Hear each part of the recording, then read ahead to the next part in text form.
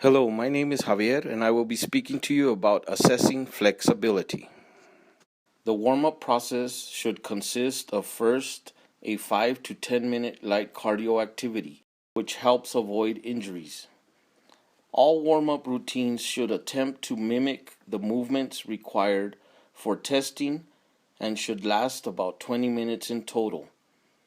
Exercises such as arm circles, toe touches, body squats, sit-ups, and walking lunges are appropriate warm-up exercises. The chair sit and reach test was designed as an alternative for older individuals who have difficulty sitting on the floor. This test requires a stable folding chair with a height of 17 inches as well as an 18-inch ruler. Test protocols are as follows. The chair should be placed against the wall for added stability. The leg being tested should be extended in front of the hip with the heel on the floor, flexed approximately at 90 degrees at the ankle. Non-testing leg with the sole of the foot flat on the floor about 6 to 12 inches from the mid-body. Keep the extended leg straight as possible and place hands one on top of the other. Bend forward at the hip, keeping proper posture and head in normal alignment, and reach down the extended leg to touch the toes, holding for 2 seconds. And now Josh will speak about the Thomas test. For the Thomas test, have the participant lay supine on a flat surface.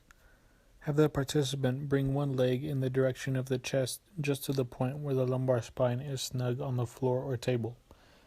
If the tested leg remains in contact with the floor or table during this maneuver, the hip flexors of that leg are adequately flexible.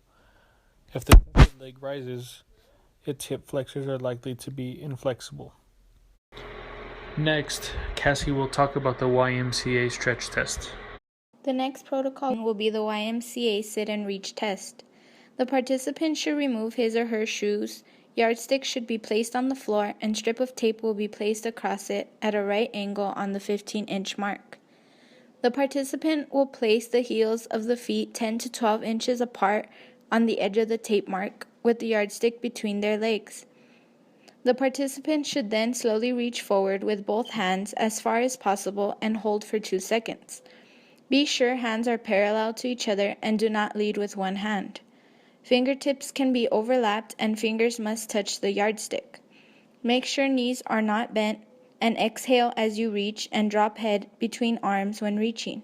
And now Jose will be explaining the protocol for the box sit and reach test. The final protocol is a box sit and reach test. The participant should remove his or her shoes and place feet flat against the box. The participant should then place hands overlapped above the box in front of the placeholder. Next, the participant should slowly lean forward, exhaling as they lean, ensure that their knees are not bent, and hold final reach for 2 seconds. It is important to lead with both hands, not just one. The score will be taken in centimeters, and the test must be repeated twice. Jessica will now be explaining how to properly score and classify flexibility according to each test. I will be discussing on how to correctly score and classify yourself for several flexibility assessments, such as the Thomas test, Canadian sit and reach, the chair sit and reach, as well as the YMCA sit and reach test. To score yourself on the Thomas test, it is actually very simple. As long as you're able to bring your knee up to your chest while keeping the opposing leg flat and straight on the ground, you are considered flexible. If the opposing leg lying against the floor bends at the knee or lifts up in any way, you are considered inflexible for that side. For the Canadian sit and reach, the total amount of centimeters reached is recorded twice, and the larger number is a value that is used for classification. To classify yourself for this assessment, you go on the chart in the ACSM's Resources for the Health Fitness Specialist textbook, page 120, table 5.2, and locate your age, gender, and find the amount of centimeters that were reached during the assessment in order to categorize yourself as either excellent, very good, good, fair, or needs improvement.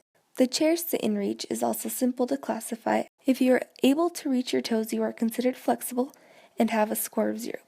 If you cannot reach your toes, you have a negative score and have to measure the remaining distance between your fingers and your toes. And lastly, if you reach beyond your toes, you receive a positive score in order to classify yourself. The last assessment is the YMCA Sit and Reach. Once the best value is obtained, you go to page 121 in the same textbook on table 5.3 and once again locate your age, gender, and the correct distance in inches. Depending on these 3 criteria, you're able to categorize yourself as either well above average, average, below average, and well below average. This is group 2 and this concludes our video.